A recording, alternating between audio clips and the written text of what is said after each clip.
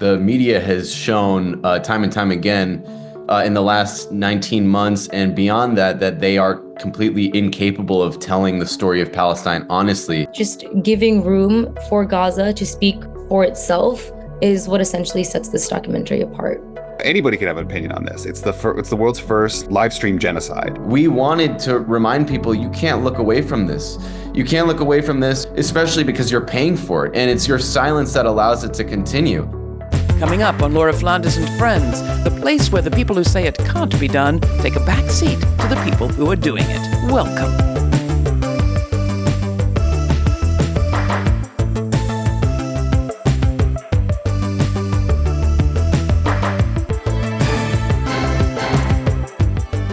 We were putting finishing touches on this week's episode when the news broke that 2 young Israeli embassy aides had been killed outside the Capital Jewish Museum in Washington, D.C., and that a man had been arrested who shouted "Free Palestine" as he was detained. That gave us pause about going forward with an episode that touches on these themes but doesn't mention this event. But we've decided to go forward because perhaps there is no better time than now to learn more about the anti-Gaza war movement that some in power today would further criminalize and vilify. Today you will meet the co-director of the film The Encampments, an independent production documenting the anti-war movement that occupied the campus of Columbia University in 2024. Kei Pritsker is with Breakthrough News. Also with us, Sueda Polat, a human rights student who participated in the protests and is central to the film. And with Sueda Grant Minor, a Hebrew literature student who also participated in the protests and the film and is a leader of the student union. They will speak for themselves, but I'll only say I have never, as a journalist, met a bereaved parent who wanted their grief to be used as a pretext for more violence. To the contrary, I've met many who want their loss to be the last and to add extra impetus to every possible push for peace. Here's the trailer for The Encampments. We're here to discuss the little Gazas that have risen up on campuses across America. There is a movement to radicalize young people. Can you believe they are chanting about the Intifada in New York City? I really believe they are brainwashed. There was a very concerted effort by the media to portray things a certain way and refuse to discuss Gaza. Columbia is materially invested in the genocide in Gaza. We don't want our money to go towards Palestinian death. I was born and raised in a Palestinian refugee camp. The university was cracking down on Palestinian activism on campus. It's completely farcical to imply that in any way, like, Jewish people were being persecuted. I have never felt more proud to be Jewish than when I was pushing our university to divest from genocide. They would just criminalize anyone who would participate in a protest. That was the moment where students were like, we need to do something more. The people they won't leave, what is threatening about divesting and want a piece. The university would say like, oh, you're overestimating your power. I remember like telling them there are 60 universities setting up encampments across the United States. We got Yale holding it down right now on live. What you willing to risk? What you willing to give? What if you were in Gaza? What if those were your kids? In '68, the students at Columbia took over the campus, mainly in protest of the war in Vietnam. Columbia talks about how it was okay then, but not okay now. Bravery is very contagious. We kind of watched Columbia in awe, and we knew we were next. The only weapon they have is fear, and we call their bluff. They have nothing!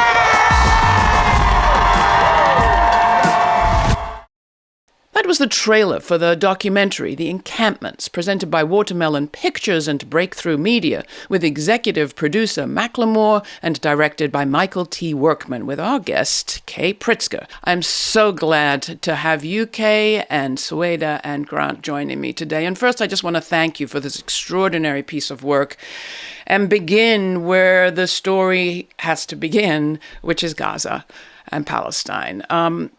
Sueda, let me just ask you, what's the latest as we speak today? Who is living uppermost in your heart and on your head as we start to talk? I'm really glad you started the story with Gaza, Laura, because that's really the motivation of every student who's been protesting on these campuses for the past 2 years up until today even.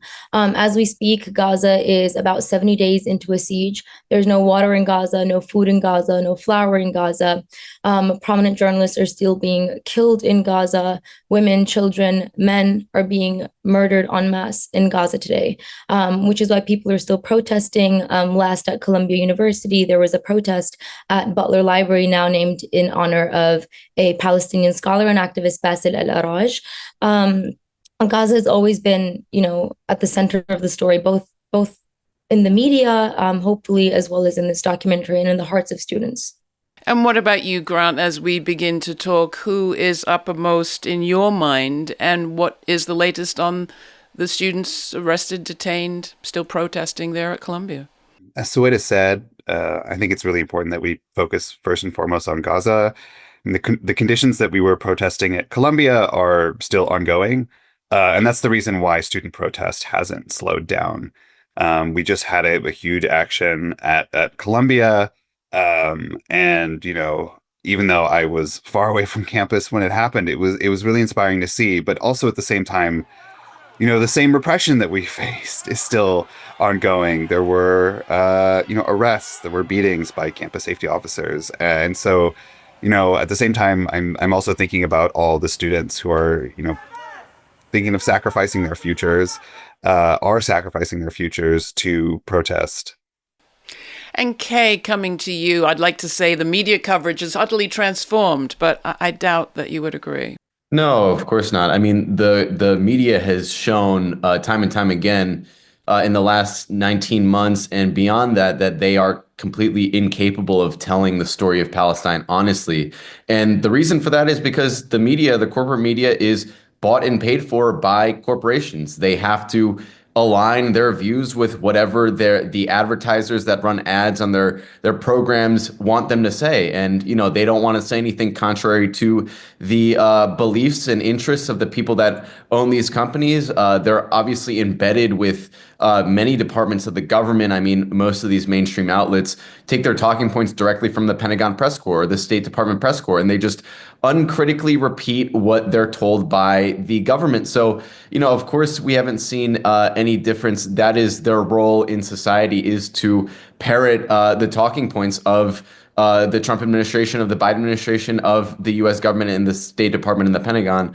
I will say, I hope that this film has highlighted the huge disparity between the voices of independent media and the corporate media. Well, let's talk more about breakthrough news and who you are, what you do, what you aim to do differently. And I will just say you gave me a perfect opportunity to say, this is why we treasure public television, which at least in principle is advertising free, and long may it remain that way.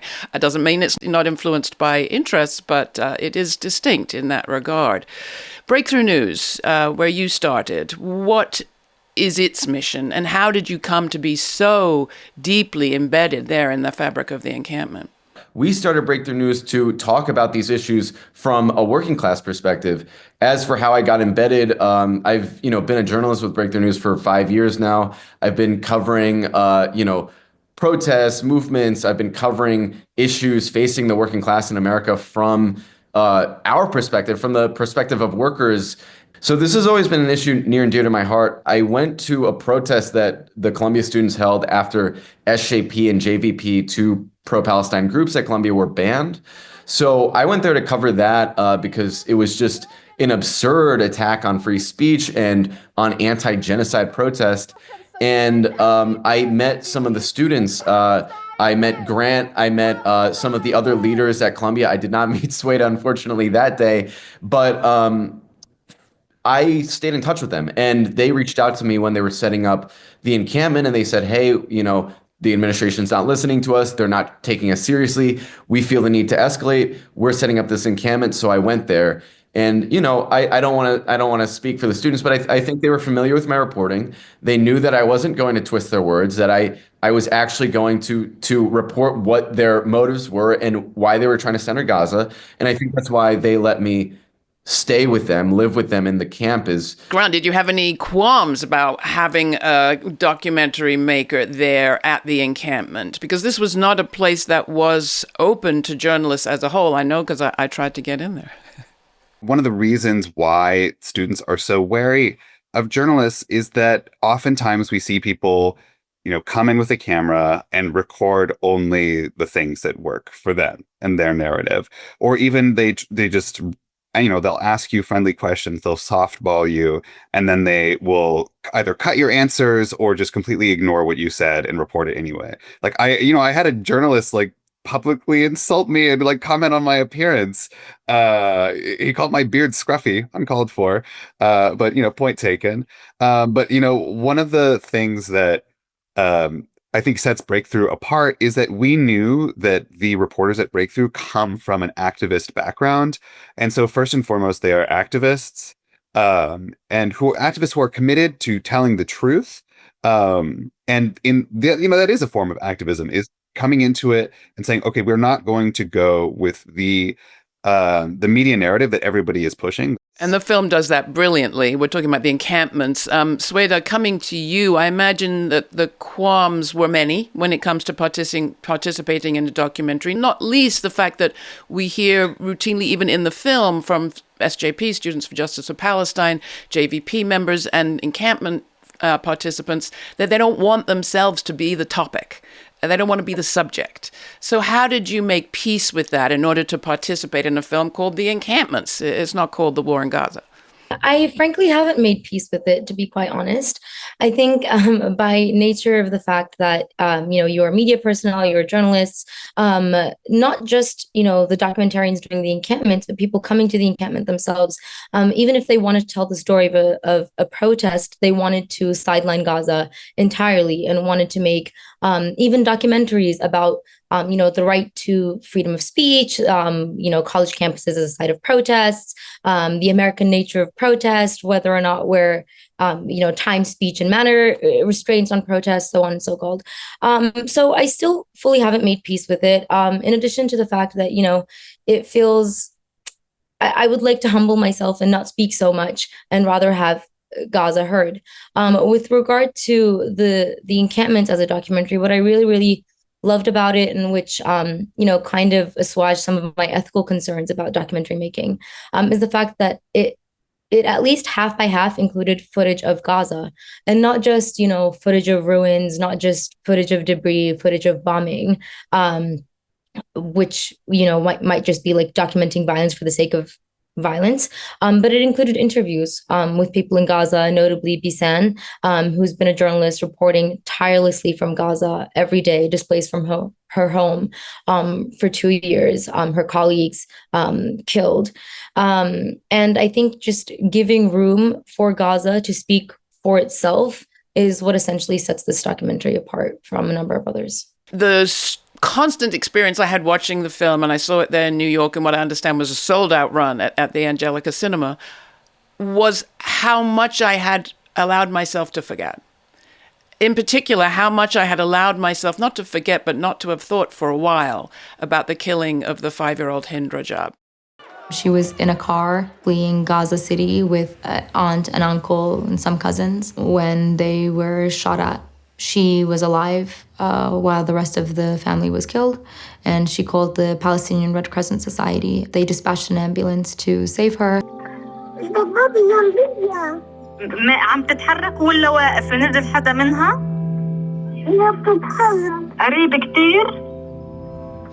كتير. ما بدنا نخاف. انتي معي. أنا معك يا عمري. أنا معك. ليش أفصل؟ حتى أنت إذا أجا لا سمح الله الجيش ما تفصلي، خلي الخط مفتوح، ما بدنا نفصل، أنا معك.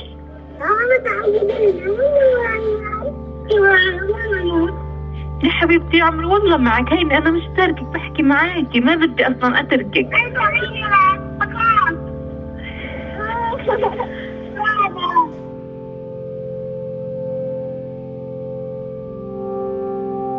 355 bullets were used on the car that Hind Rajab was in.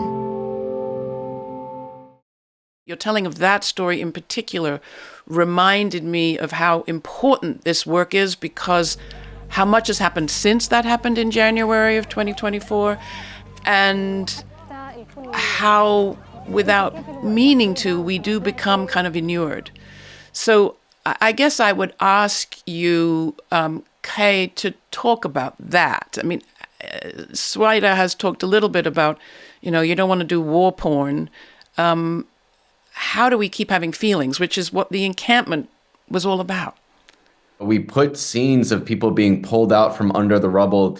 That term has been used so much, and I don't even think people know what that fully means, to be trapped under a destroyed building.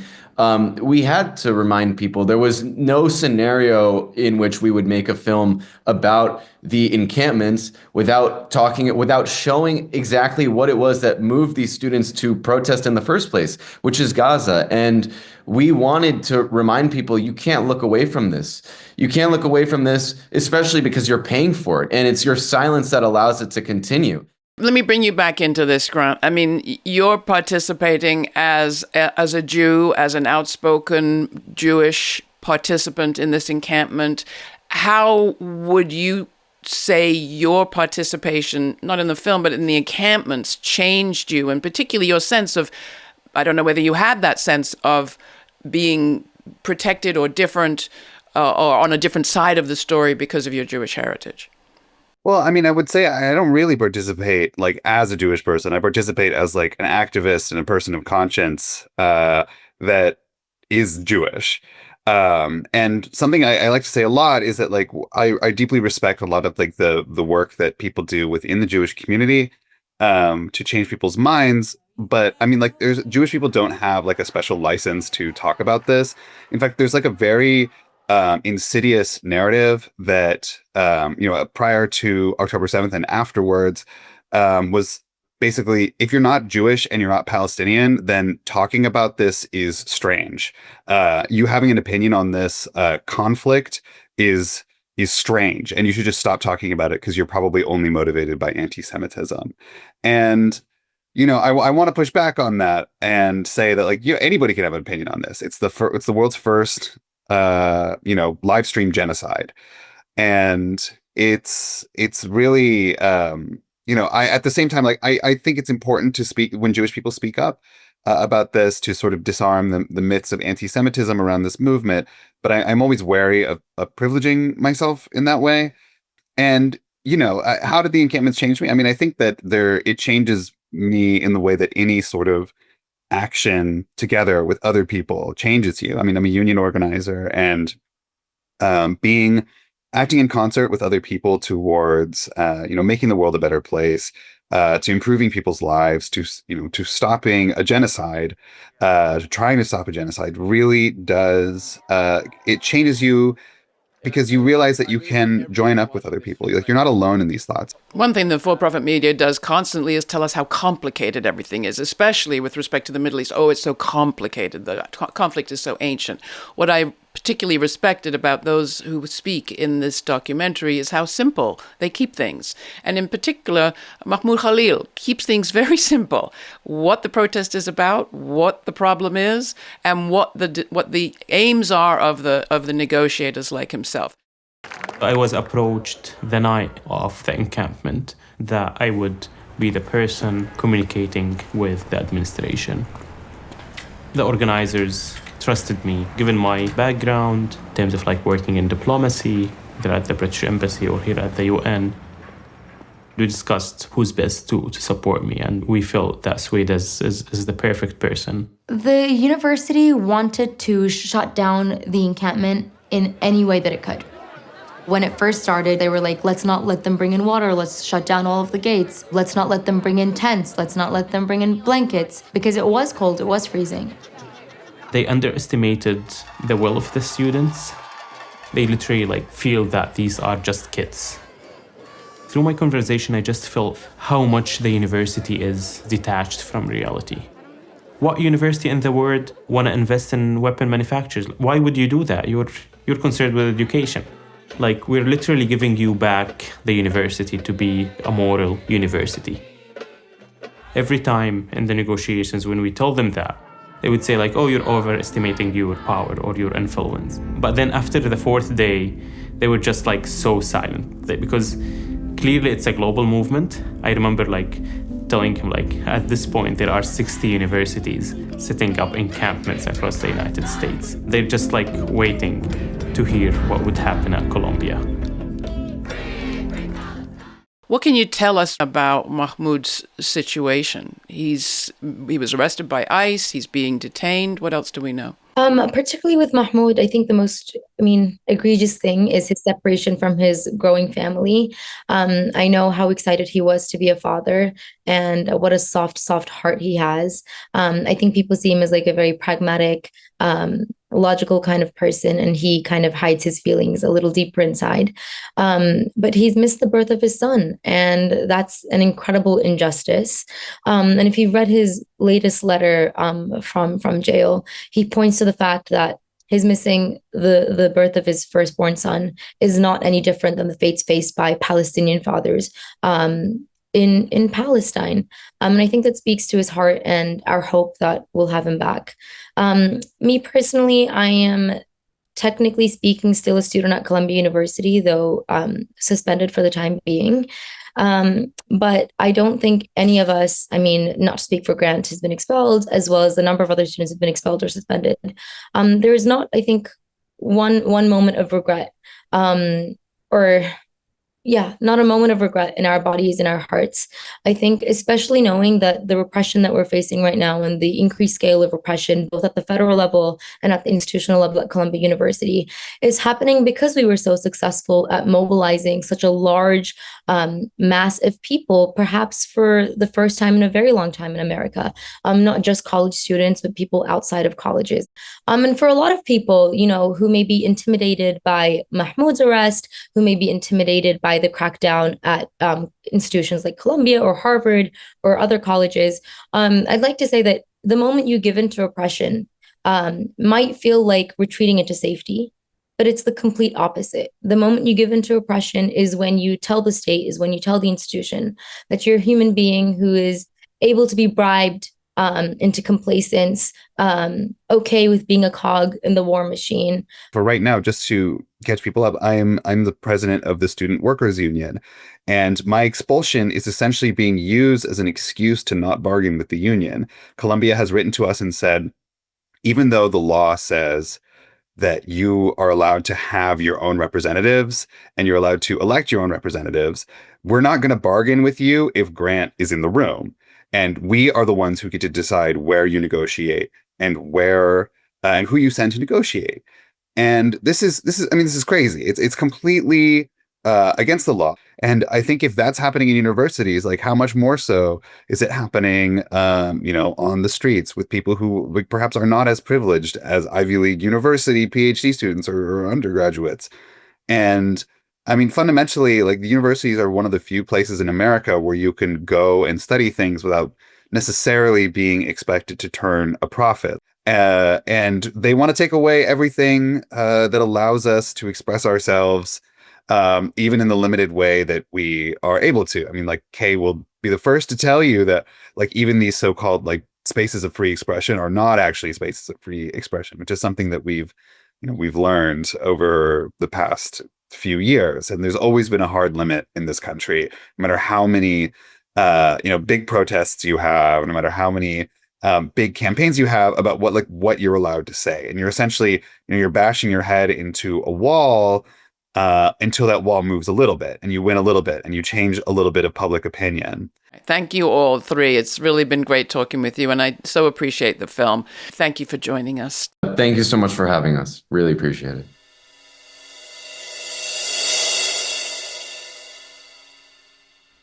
It's no small irony that Columbia University, which hosts both the Pulitzer Prizes for Journalism and the prestigious Columbia Journalism Review, was just through announcing those prizes, which were all about celebrating bravery and integrity and reporting and the values of free speech, when the university announced the temporary suspension of 4 college journalists, including several associated with the Columbia Spectator, a campus-based paper declared the nation's best by the Society for Professional Journalists last year. What were those journalists suspected of doing? Well, being too close to the action. That is, too close to an action that was causing a disruption. And that makes me think, isn't disruption exactly what journalism is about? Isn't disruption of our way of thinking, of our assumptions, of our everyday daily grind exactly what journalists are supposed to provide? Not to make us jump to conclusions, but to stop us in our tracks and make us think. If you're a journalist out there doing that sort of work, I wish I had a prize for you. In the meantime, if you want to hear my uncut conversation with every week's guests, you can through a subscription to our free podcast and get all the information about all of our archives at the same time right there. Till the next time, stay kind, stay curious. For Laura Flanders and friends, I'm Laura. Thanks for joining us. For more on this episode and other forward-thinking content, subscribe to our free newsletter for updates, my commentaries, and our full uncut conversations. We also have a podcast. It's all at lauraflanders.org.